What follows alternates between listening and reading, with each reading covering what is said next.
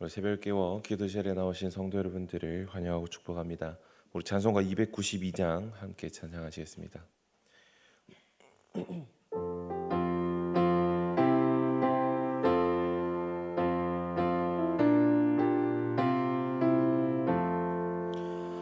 주 없이 살 수 없네 죄인의 구주여 그 귀한 보배 피로 날 구속하소서 구주의 사랑으로 흘리신 보혈이 내 소망 나의 위로 내 영광 됩니다.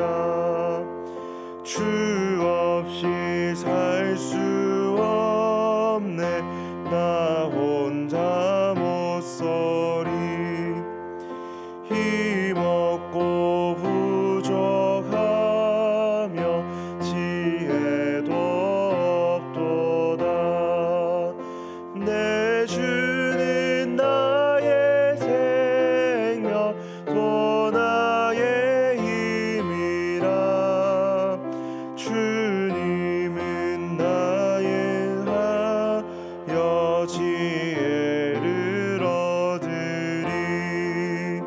주 없이 살 수 없네 내 주는 아신다 내 영의 깊은 간구 마음의 소원은 주밖에 나의 마음 네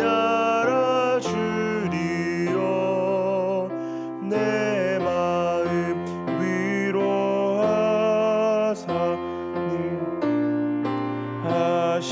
하시네 주 없이 살 수 없네 세월이 흐르고 이 깊은 고독 속에 내 생명 끝나도 사나운 풍랑일 때 날 지켜주시니 내 곁에 계신 주님 늘 힘이 됩니다.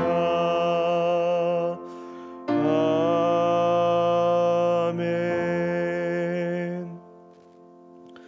우리 함께 본 하나님의 말씀은 사무엘하 6장 1절부터 11절까지의 말씀입니다. 사무엘하 6장 1절부터 11절까지의 말씀입니다. 제가 먼저 1절을 읽고 함께 교독해서 마지막 함께 읽도록 하겠습니다. 다윗이 이스라엘에서 뽑은 무리 3만 명을 다시 모으고 다윗이 일어나 자기와 함께 있는 모든 사람과 더불어 바알레 유다로 가서 거기서 하나님의 궤를 메어 오려 하니 그 궤는 그룹들 사이에 저정하신 만군의 여호와의 이름으로 불리는 것이라. 그들이 하나님의 궤를 새 수레에 싣고 산에 있는 아비나답의 집에서 나오는데 아비나답의 아들 우사와 아요가 그 새 수레를 모니라.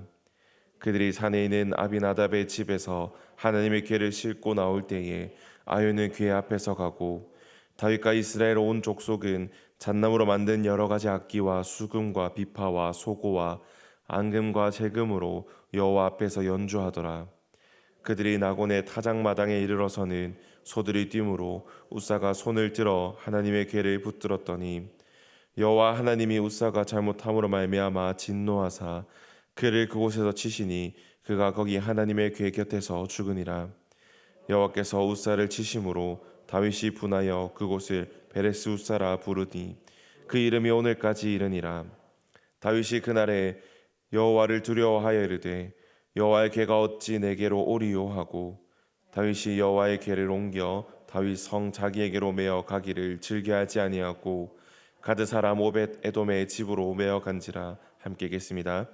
여호와의 괴가 가드 사람 오벳 에돔의 집에 석 달을 있었는데 여호와께서 오벳 에돔과 그의 온 집에 복을 주시니라.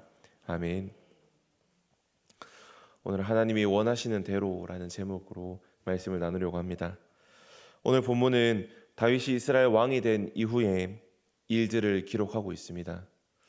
다윗이 온 이스라엘의 왕이 된 이후에 제일 먼저 한 일은 수도를 옮기는 일이었습니다.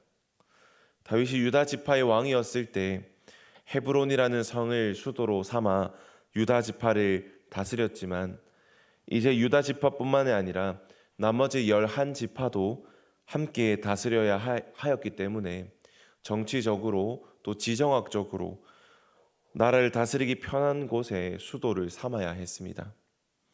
그래서 다윗은 예루살렘을 수도로 삼고 그곳에서 이스라엘을 다스렸습니다. 그런 후에 다윗이 한 일이 바로 하나님의 법궤인 언약궤를 수도로 옮기는 일이었습니다.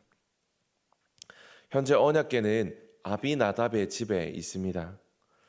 과거에 실로라는 곳에 세워진 성막 안에 언약궤가 있었지만 엘리 제사장 시절에 블레셋 민족이 쳐들어와서 언약궤를 빼앗고 성막을 불사르는 일이 있었습니다.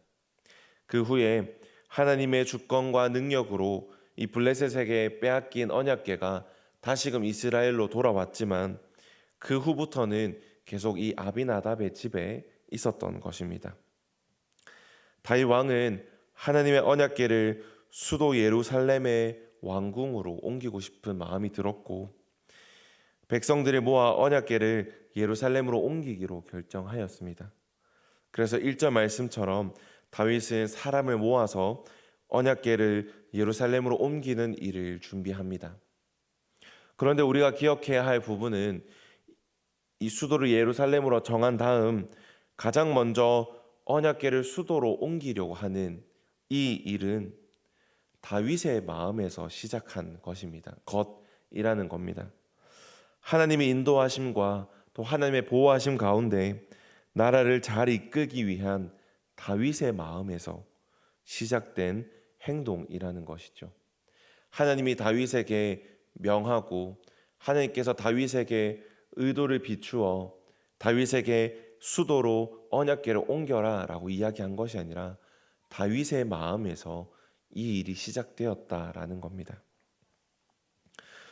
수도로 옮겼다는 그 사실만으로 한 나라를 온전히 잘 통치할 수 없다는 사실을 다윗은 잘 알고 있었을 겁니다.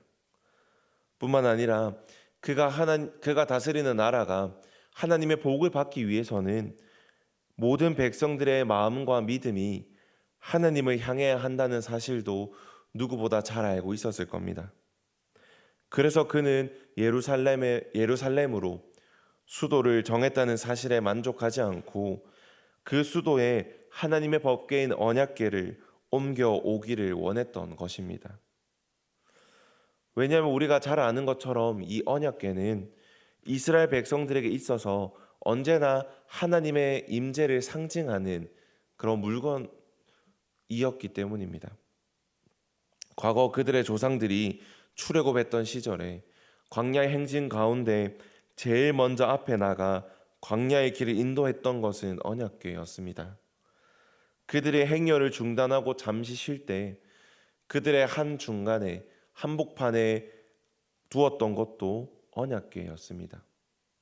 언약궤가 광야의 길 앞에서 가장 먼저 행진 앞에서 서서 그들 앞에 서 있던 것은 그들의 발걸음을 하나님이 인도하신다라는 의미를 담고 있었고 그들이 쉴 때 그들의 정중앙에 언약궤가 있었던 것은 그들 가운데 하나님이 계셔야만 그들의 중심에 하나님이 계셔야만 그들이 참된 쉼을 또 안식을 누릴 수 있다라는 의미가 담겨 있습니다. 언약궤는 이토록 이스라엘 백성들과 함께 하였던 언제나 하나님이 함께 하시던 임재의 상징이었습니다. 다윗은 이런 언약궤를 예루살렘 수도에 가져다 놓음을 통해서 하나님의 통치하심과 다스리심 그리고 모든 백성들의 믿음과 마음을 하나님께로 향하게 만들어서 자신이 다스려야 할 이 이스라엘의 나라를 더 잘 다스리겠다는 두 마리의 토끼를 한 번에 잡으려 했던 것입니다. 그래서 다윗은 아비나답 집에 있는 이 언약궤를 옮겨가기 위하여서 무려 3만 명의 인원을 동원합니다. 3만 명이나 되는 사람을 준비 인원으로 동원한 것만 보아도 다윗이 이 일을 위해서 얼마나 큰 열정과 관심을 가지고 있는지를 우리는 이해할 수 있습니다. 그런데 다윗의 이런 좋은 마음과 그의 큰 관심과 열정이 아주 이상한 결과를, 또 비참한 결과를 맞이하게 됩니다. 오늘 본문의 6절과 7절 말씀입니다. 그들이 나곤 타작 마당에 이르러서는 소들이 뛰므로 웃사가 손을 들어 하나님의 궤를 붙들었더니 여호와 하나님이 웃사가 잘못함으로 말미암아 진노하사 그를 그곳에서 치시니 그가 거기 하나님 궤 곁에서 죽으니라. 웃사는 언약궤를 관리하던 사람이었습니다. 그런데 언약궤를 옮기는 도중에 소들이 날뛰니까 궤가 떨어지지 않게 웃사가 손으로 그것을 붙잡습니다. 그런데 웃사가 궤를 잡자마자 즉사하고 맙니다. 손으로 궤를 붙들었다고 해서 사고를 미연에 방지하고자 궤를 손으로 잡았다고 해서 죽임당한 이 사건을 우리는 어떻게 받아들여야 하겠습니까? 때로는 이 사건을 보면서, 이 본문을 읽으면서 하나님께서 너무 무정하시고 무자비하시다라고 생각하시진 않습니까? 우리는 이 사건을 통해서 하나님과 그의 의도를 조금 더 자세하게 알 수 있습니다. 그리고 우리는 이 사건을 통하여서 하나님과 그의 의도를 우리가 올바로 알지 못했다라는 것도 깨닫게 됩니다. 민수기 4장 15절 말씀입니다. 진영을 떠날 때에 아론과 그의 아들들이 그 성소와 성소의 모든 기구 덮는 일을 마치거든 고앗 자손들이 와서 맬 것이니라. 그러나 성물은 만지지 말라. 그들이 죽으리라. 회막 물건 중에서 이것들을 고앗 자손이 맬 것이며. 아멘. 하나님께서는 모세와 이스라엘 백성들에게 언약궤를 어떻게 옮겨야 할지, 어떻게 관리해야 할지를 말씀해 주셨습니다. 모세와 이스라엘 백성들에게 언약궤를 옮길 때는 손으로 만지지 말고 레위 지파 중 고핫 자손이 채를 꿰어 어깨에 메고 옮기라고 말씀하고 있습니다.